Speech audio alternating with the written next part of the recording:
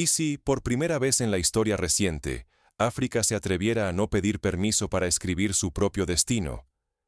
¿Qué ocurre cuando un continente decide romper el círculo de la dependencia y desafiar el guión impuesto desde fuera?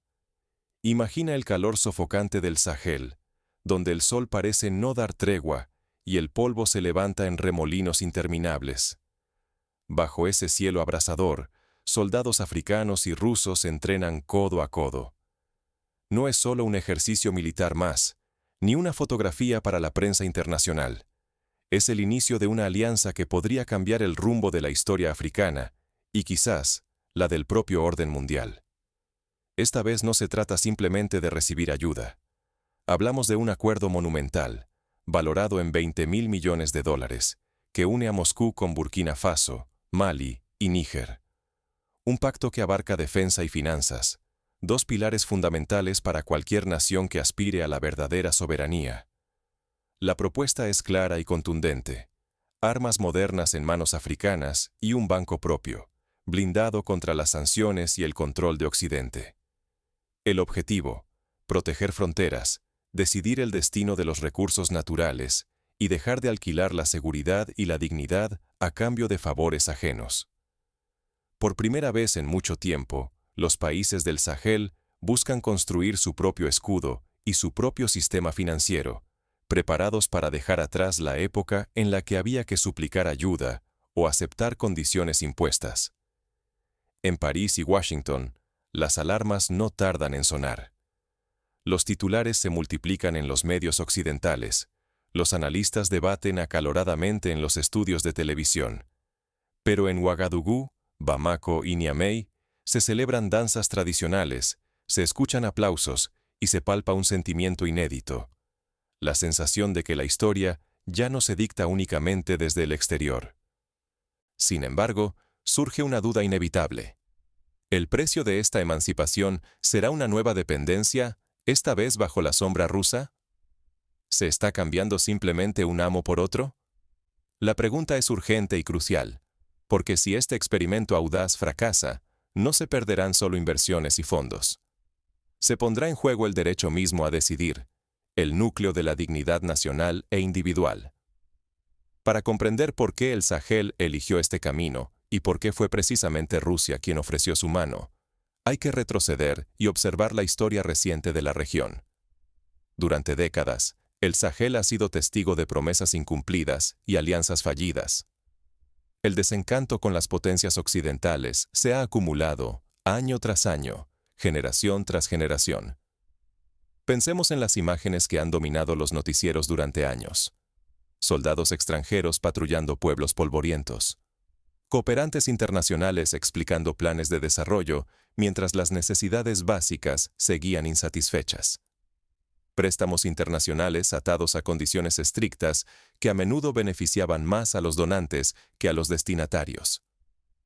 Francia y Estados Unidos, a través de operaciones como Barkhane o la misión de la ONU MINUSMA, intentaron imponer un modelo de seguridad y desarrollo. Pero a pesar de los millones invertidos y los discursos grandilocuentes, los insurgentes seguían avanzando y la esperanza local se desvanecía. Un ejemplo concreto: durante la operación Barkhane, que duró casi una década, se desplegaron miles de soldados franceses en Mali y países vecinos. Se invirtieron sumas millonarias en logística, entrenamiento y ayuda técnica. Pero los desplazados internos aumentaron, los atentados se multiplicaron y muchas comunidades quedaron abandonadas a su suerte. Los informes de la ONU documentaron cómo la inseguridad alimentaria y el cierre de escuelas siguieron creciendo, mientras la confianza en las autoridades locales y extranjeras se erosionaba sin cesar. La pobreza, la inseguridad y la sensación de abandono se convirtieron en la norma. Los gobiernos, presionados por la falta de alternativas, aceptaban ayuda a cambio de someterse a políticas dictadas desde París, Bruselas o Washington. En los mercados y las aldeas, la gente observaba cómo la seguridad se transformaba en un negocio ajeno, mientras las promesas de reconstrucción nunca llegaban a cumplirse. La frustración fue acumulándose. En pueblos como Kidal, Gao o Mopti, la población joven veía cómo sus oportunidades se evaporaban. Muchos, forzados por la desesperación, se unieron a grupos insurgentes o emprendieron el peligroso viaje migratorio hacia el norte. Los que quedaban, a menudo, apenas sobrevivían gracias a la ayuda humanitaria internacional, que llegaba de forma intermitente y siempre con condiciones estrictas. Frente a este panorama, la llegada de Rusia supuso una ruptura radical con la narrativa dominante.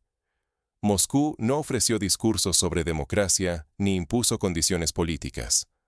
Su mensaje fue directo: armas modernas, entrenamiento especializado y acceso a crédito fuera del control de los bancos occidentales. La diferencia era evidente: seguridad y soberanía, sin tutelas ni sermones. Los líderes del Sahel, cansados de ser tratados como alumnos problemáticos en una escuela internacional, encontraron en Rusia un interlocutor dispuesto a escuchar sus prioridades y a respetar sus propias reglas del juego. El pacto AES-Rusia, sellado tras meses de negociaciones discretas, se apoya en dos pilares fundamentales. El primero, la defensa colectiva. Equipamiento militar de última generación, formación conjunta y operaciones coordinadas entre Burkina Faso, Mali y Níger. Un ejemplo: en la base militar de Kambansi, cerca de Ouagadougou, se entrenaron los primeros batallones integrados bajo la supervisión de asesores rusos, una escena impensable hace solo unos años.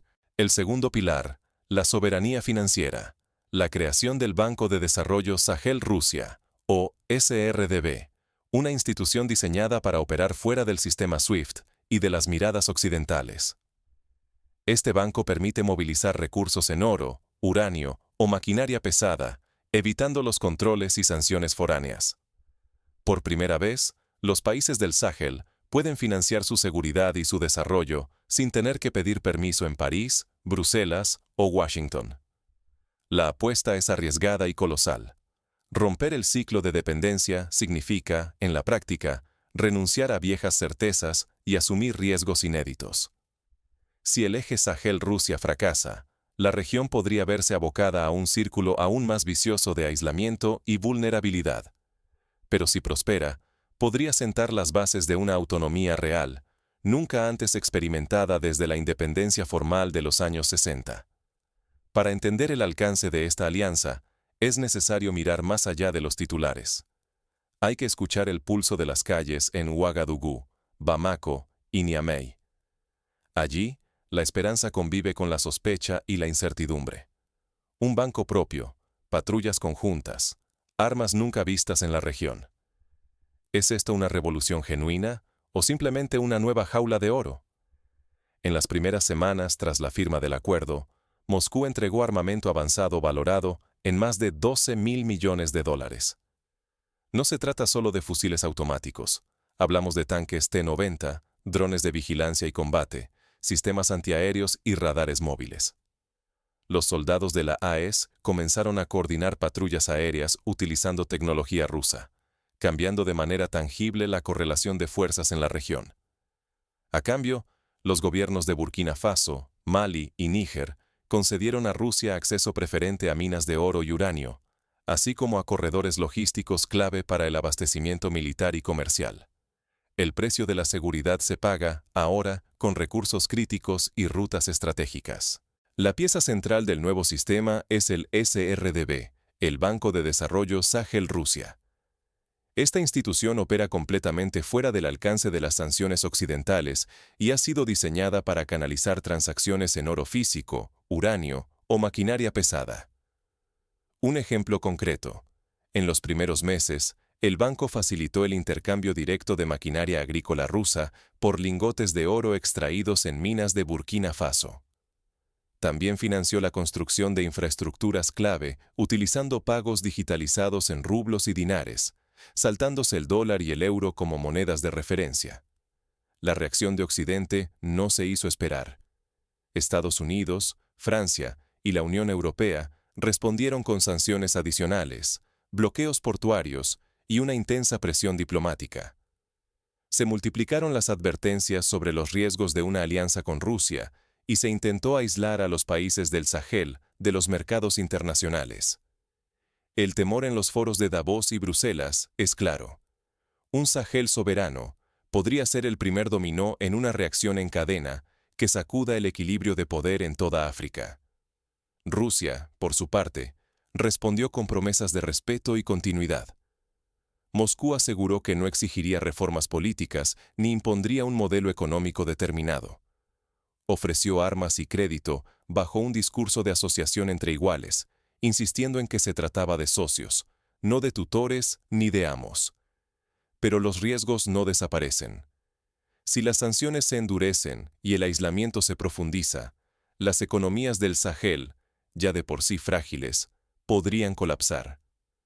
La experiencia de Irán y Venezuela, por ejemplo, muestra cómo los bloqueos financieros pueden asfixiar a una nación entera, limitando el acceso a bienes básicos y provocando crisis humanitarias. Sin embargo, si el experimento Sahel-Rusia prospera, podría establecer un modelo africano de independencia real, con bancos, ejércitos y reglas propias, ajenas a la tutela occidental. La duda persiste y se debate en las plazas y mercados. ¿Es posible romper las cadenas de Occidente sin forjar unas nuevas? ¿Está el Sahel preparado para pagar el precio de la soberanía, que siempre implica incertidumbre y sacrificio? La transformación ya se siente en la vida cotidiana. Por primera vez en mucho tiempo, los niños caminan con seguridad hacia la escuela. Los vendedores abren sus puestos en mercados rebosantes de productos locales e importados. Las plazas de Ouagadougou, Bamako y Niamey vuelven a llenarse de actividad y esperanza. La pregunta es si esta calma es el preludio de una verdadera liberación o simplemente un espejismo que podría desvanecerse con el próximo giro del destino. Los datos oficiales y los testimonios coinciden. Los ataques armados han descendido de manera significativa en regiones que antes eran bastiones de insurgentes. En barrios como Hamdalaye, en Bamako, o Yagma, en Ouagadougou, patrullas mixtas conformadas por fuerzas de la AES y asesores rusos mantienen el orden. Las carreteras, antes plagadas de retenes ilegales, están siendo reparadas y los camiones de mercancías circulan con mayor seguridad. Detrás de este renacimiento hay un flujo constante de crédito y tecnología. El nuevo Banco de Desarrollo, con sede en Burkina Faso, otorga préstamos y microcréditos a pequeños agricultores, cooperativas y empresarios locales, sin la mediación de bancos occidentales. Por ejemplo, el agricultor Moussa Traoré pudo adquirir semillas mejoradas y maquinaria para su plantación de sorgo gracias a un préstamo rápido y sin las largas esperas ni las garantías que exigían los bancos internacionales. Funcionarios, maestros y soldados cobran sus salarios a través de pagos digitales, en una red financiera que elude las sanciones y reduce la exposición a la volatilidad del dólar y el euro. Las pequeñas industrias agropecuarias han resurgido, abastecidas con insumos y tecnología traída desde Rusia y otros países euroasiáticos. También en el ámbito sanitario se notan los cambios. La llegada de ambulancias y clínicas móviles rusas ha permitido atender a comunidades rurales históricamente desatendidas. En hospitales de Bamako y Niamey, los médicos afirman que hay menos carencias de suministros y una mejora tangible en la atención primaria. El optimismo se refleja en las paredes de las ciudades, cubiertas de carteles con lemas como «Socios, no patrones». Las radios locales cuentan historias de niños que regresan a las escuelas, mujeres que reconstruyen sus negocios y jóvenes que ya no sueñan solo con migrar. El discurso estatal refuerza la idea de una África que, por fin, toma las riendas de su destino. Pero, bajo este resurgir, laten tensiones profundas. Los precios de los alimentos y combustibles han subido. La inflación erosiona los aumentos salariales y genera malestar en los barrios populares. Algunos líderes advierten que la deuda con Moscú, aunque menos visible que la occidental, puede convertirse en una nueva trampa. Hay denuncias de favoritismos en la concesión de créditos y rumores sobre espionaje y control político detrás de la ayuda rusa. La alegría y el escepticismo conviven en cada conversación. Si la alianza fracasa o se transforma en una nueva tutela, el desencanto podría enterrar la esperanza de soberanía para toda una generación. Pero si tiene éxito, El Sahel podría convertirse en el epicentro de una revolución africana que desafíe el statu quo global. ¿Puede programarse la dignidad en líneas de código? ¿Se puede proteger la soberanía a golpe de drones y algoritmos? El Sahel apuesta por crear su propio corredor monetario, una arteria financiera diseñada para escapar de la arquitectura occidental. El objetivo no es solo eludir sanciones, sino demostrar que la independencia auténtica requiere músculo financiero y tecnológico.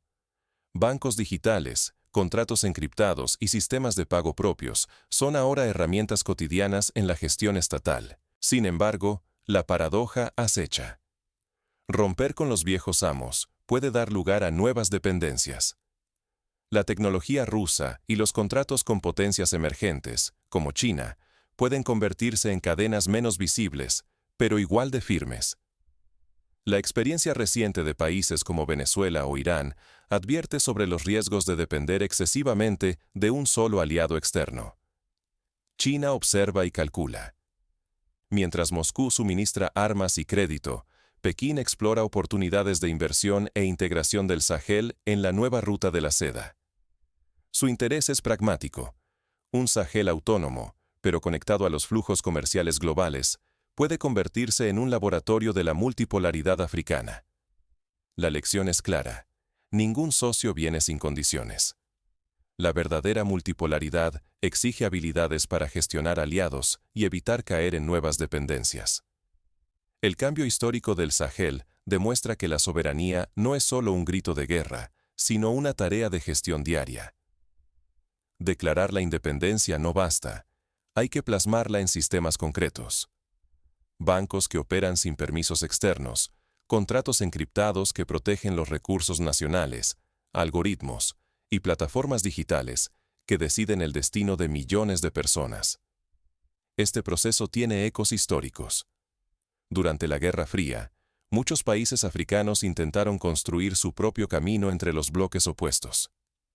Ghana, bajo Kwame Nkrumah, soñó con un panafricanismo económico y político, pero fue derrocado por presiones externas e internas. En los años 80, Mozambique y Angola recurrieron a la Unión Soviética para escapar del dominio colonial y las guerras civiles, solo para descubrir que la ayuda externa siempre conlleva nuevos condicionamientos. Hoy, el Sahel intenta aprender de esos errores. La diferencia clave está en la conciencia de que la independencia no es un acto, sino un proceso. Requiere instituciones sólidas, transparencia en la gestión de los recursos y una ciudadanía informada y activa. Por ejemplo, los gobiernos del Sahel han comenzado a publicar informes mensuales sobre el uso de los fondos del SRDB, permitiendo a la sociedad civil y a los medios independientes ejercer un control efectivo. Quizás la enseñanza más profunda de esta experiencia sea el renacimiento de un orgullo africano basado en la autosuficiencia, no en la caridad internacional.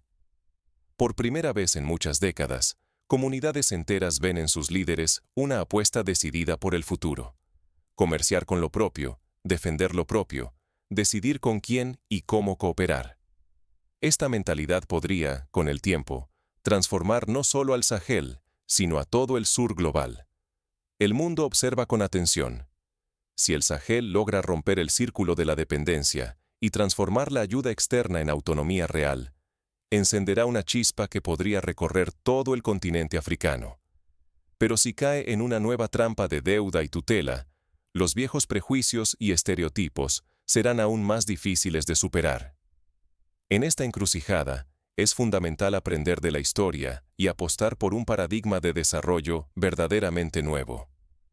Países como Botsuana o Ruanda han demostrado que es posible combinar ayuda externa con un fuerte control local para generar un desarrollo sostenible. El Sahel puede inspirarse en estos ejemplos, pero debe adaptar las lecciones a su propia realidad y diversidad cultural. La batalla por la autonomía africana apenas comienza.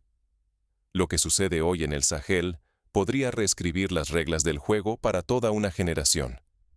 Si la verdadera libertad exige dignidad y riesgo, ¿estamos preparados para defenderla cuando llegue nuestro turno?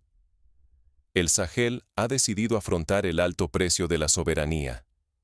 Ya no está en juego solo la autonomía de uno o dos países, sino el futuro de toda una región. La posibilidad de decidir sin tutores, de proteger los recursos propios incluso cuando la incertidumbre sea la única certeza, es una apuesta de enormes proporciones. Durante décadas, África subsahariana intentó elegir sus alianzas bajo la atenta mirada de potencias externas. Hoy, desde Burkina Faso hasta Mali y Níger, la apuesta es otra. Construir instituciones propias, decidir sus compañías y, sobre todo, recuperar una dignidad que fue rechazada y negada durante generaciones. Ya no se acepta alquilar el futuro a cambio de promesas lejanas o favores envenenados. La alianza con Rusia no significa simplemente cambiar de amo.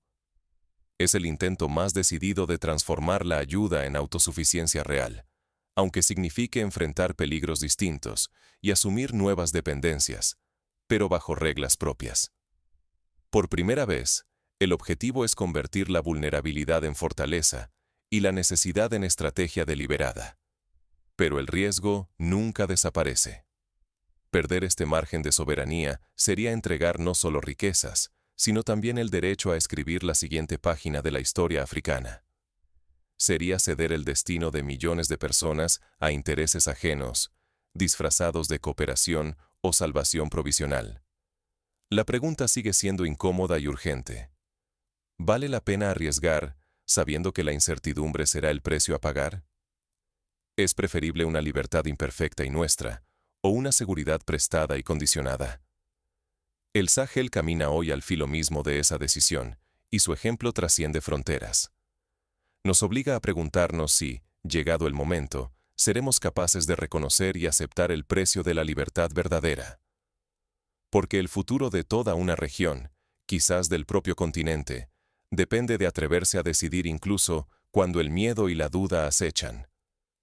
Quizá la nueva frontera ya no sea solo geográfica, sino mental. La valentía de imaginar un orden propio, a pesar de los desafíos y la incertidumbre. El Sahel ya ha dado el primer paso. Ahora la pregunta es, ¿quién será el siguiente?